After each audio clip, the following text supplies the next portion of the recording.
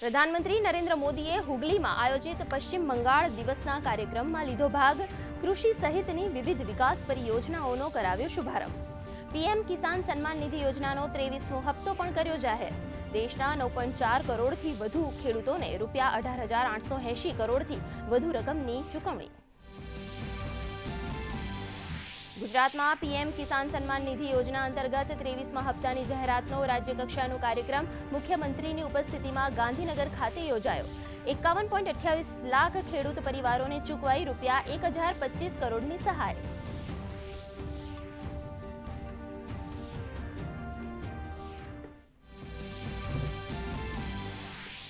Surat collector કચેરી ખાતે નાયબ મુખ્યમંત્રીના અધ્યક્ષસ્થાને યોજાઈ હળપતિ આવાસ યોજનાના વિવિધ પ્રશ્નો અંગે મહત્વની સમીક્ષા બેઠક. પ્રોપર્ટી કાર્ડ અને વારસાઈના પ્રશ્નો વહેલી તકે ઉકેલી હળપતિ અને આદિવાસી સમાજને સ્વામિત્વ યોજનાનો લાભ આપવા અધિકારીઓને નાયબ મુખ્યમંત્રીની તાકીદ.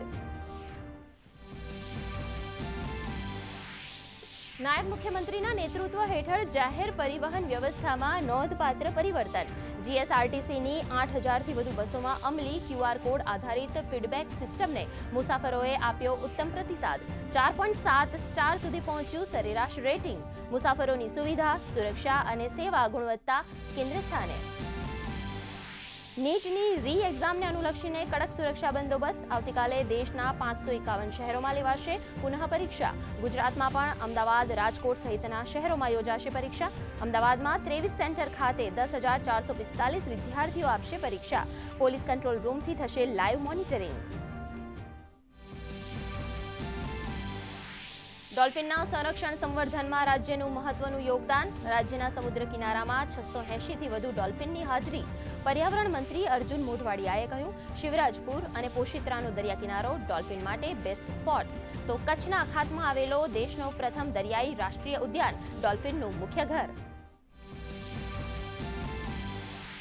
સાયક્લોનિક સર્ક્યુલેશન અને તેલંગાણા તરફથી બનેલા ટ્રફની અસરને કારણે આગામી 7 દિવસ દરમિયાન રાજ્યના વિવિધ વિસ્તારોમાં છૂટાછવાયા વરસાદની શક્યતા. દક્ષિણ અને મધ્ય ગુજરાતના કેટલાક વિસ્તારોમાં વરસાદની હવામાન વિભાગની આગાહી. ઉકળાટ અને બફારો યથાવત.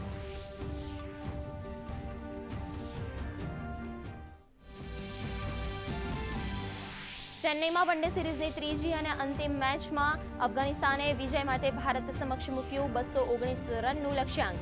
અફઘાનિસ્તાન 218 રને આઉટ. પ્રસિદ્ધ કૃષ્ણાએ ઝડપી 5 વિકેટ. વિજય લક્ષ્યાંકનો પીછો કરતા ભારતે 15 ઓવરમાં નોંધાવ્યા વિના વિકેટે 117 રન.